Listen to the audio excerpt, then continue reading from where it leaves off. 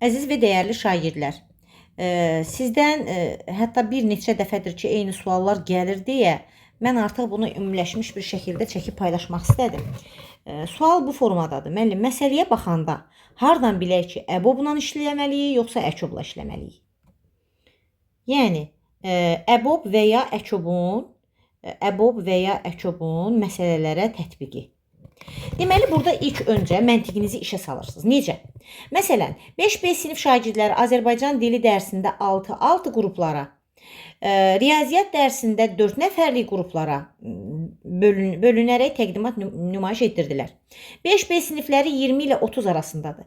Baxın, burada məntiq nədir? 5-ə və 6-ya, daha doğrusu 6-ya və 4-ə bölünməlidir. 6-ya və 4-ə bölünməlidirsə, bu 6 və 4-dən böyük ədəd olmalıdır. Biz də bilirik ki, ədədlərdən böyük və yaxud da ədədlərə bərabər nə olur? Əkob olur. Yəni, birinci bunu təsbit edirik ki, burada alınan, bizə axtardığımız ədəd bu ədədlərdən böyük olmalıdır, yoxsa kiçik olmalıdır. Böyük olmalıdırsa, təbii ki, əkobu ora tətbiq edirik. Yəni, 6 ilə 4-ün əkobunu tapırıq 12, həmən ədədin 20 ilə 30 arasında yerləşən bölünənini axtarırıq. 12-nin misilləri, məsələn, 24. Mən burada məqsədim məsələləri izah etmək deyil, məsələlərin hansı əbobla və yaxud da əkobla həll olunma yoludur. Növbəti sual deyir ki, nəşriyyatdakı 1170 bədii kitab və 900 dərslik hər biri ayrı-ayrılıqda eyni qutulara yığıldı. Bunu qutulara yığıblarsa, yenə də nə ediblər? Bölüblər, parçalayıblar. Əgər ədədləri bölüb parçalayıblarsa, bunlardan böyük ədəd alına bilməz.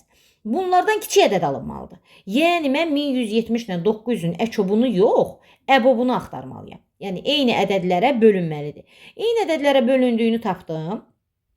Bir qutuya ən çoxu neçə kitab yerləşir? Yəni, 1170-in də 900-ün də bölündüyü ədəd qutulara yerləşən kitabların sayıdır. Bu da oldu nə? Əbob. Növbəti sual. 56 və 80 santimetrlik uzunluqda 2 çubuq itkiyə getmədən bərabər uzunluqda hissələrə bölündü. Yenə də bölüblər. Bu çubuqları nə ediblər? Kiçildiblər, balacalaşdırıblar. Balacalaşdırıblarsa, bizə verilən ədədlərdən böyük ədəd alına bilməz. Bizə verilən ədədlərdən kiçik ədəd alınmalıdır. Deməli, biz bunları nəyin axtarırıq? Əbobunu axtarırıq. 56 ilə 8-in əbobu olur, deməli, 7-yə bölünür 8. 56-nı 8-ə bölürəm 7, 80-i 8-ə bölürəm 10, belə. Bir hissənin uzunluğu ən çox neçə santimetr ola bilər? Bir hissənin uzunluğu ən çox 8 santimetr ola bilər. Hər bir hissənin uzunluğu natural ədəddir. Bu belə. Əgər desə ki, neçə çubuq alındı, o zaman 56-nı da bölürük 8 yerə, 7 dənə çubuq, 80-i də bölürük 8 yerə, 10 dənə çubuq bu şəkildə götürürük. Sonra deyir ki, 20 litr zeytun yağı və 30 litr günəbaxan yağı bir-birinə qarışdırılmadan eyni həcmli şüşə qablara dolmaqla tökülür. Yəni, bunları da doldururlar, qablara doldururlar, parçalayırlar. Mən niyə bunlardan böyük ədəd axtarmalıyam ki? Mən bunlardan kiçik ədəd axtarmalıyam. Kiçik ədəd də axtarırsa, yenə də nədir? Əbobdur. Belə yadınızda saxlayın. Əgər axtardığımız ədəd verilən ədədlərdən böyük ədəd və yaxud da verilən ədədlərə bərabər ədəd ola bilərsə, bu olacaq əkob tipli məsələnin həlli. Verilən ədədlərdən kiçik və ya verilən ədədlərə bərabər ola bilərsə, bu olacaq əbobla məsələnin həlli və yaxud da əbobun məsələyə tətbiqi. Yəni, 20 ilə 30-un əbobu, 20 ilə 30-un bölündüyü ədəd neçə ola bilər? 10 ola bilər. Eyni həcm şüşə qablara tam tökülür. Deməli, biz 10 litrlik qablara doldurmalıyıq bunu. Buna görə ən az neçə qab lazım olacaq? 20-ni böləcəm 2 yerə, 10 yerə. 2 dənə qab burada, 30-u böləcəm 10 yerə, 3 dənə qab burada. Cəmi 5 qab lazım olacaq. Bizə desək ki, buna görə bir qabın tutumu, həcmi ən çox nə qədər ola bilər? Onda 10 litr ola bilər. Baxın, belə bir səhvə heç vaxt tutulmayın. Necədir bu səhv? Məsələnin içində bəzi müəllimlər deyir ki, məsələnin içində ən az gördünüzsə əkob götürün, ən çox gördünüzsə əbob götürün. Xeyr, qətiyyən. Bu məsələnin içində mən 2 dənə sual verərəm. Suallardan birini verərəm ki, 20 və 30 litrli zeytun yağları, günəbaxan yağlarını eyni həcmli şüşəli qablara doldururam. Bir qabın həcmi ən çox nə qədər ola bilər? Baxın, sual verirəm. Bir qabın həcmi ən çox nə qədər ola bilər?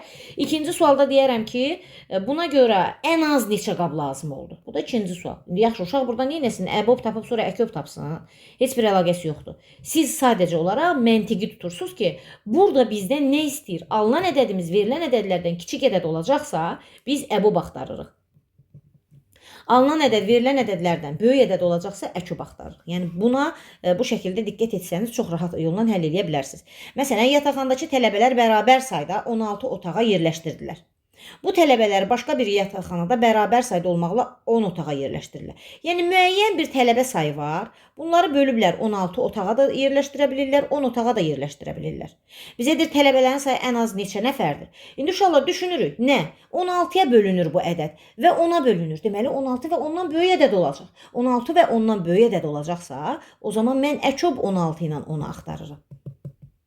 Yəni yenə də deyirəm, bunun konkret bir yol deyə bilmərik ki, bu sözü gördünüzsə, əkyob götürün, bu sözü gördünüzsə, əbob götürün. Bəzi məsələlərdə o şərtə uyğunlaşmır və uşaq tamamilə yanlış istiqamətə gedir. Və uşaq məsələnin həllindən fokuslanmaq əvəzinə ən az ən çox sözünə fokuslanır.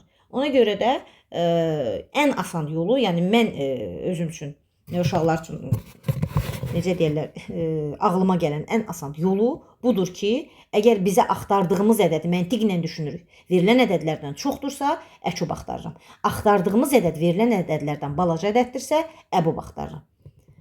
Burada başqa məsələ də varmı? Bəli. Torbadakı konfetlər 4, 4, 5, 5, 6, 6 qruplaşdırıldı. Deməli, torbada müəyyən miqdarda burada konfet var. Bu olsun bizim tutaq ki, torbamız. Mən çox pis rəssamam.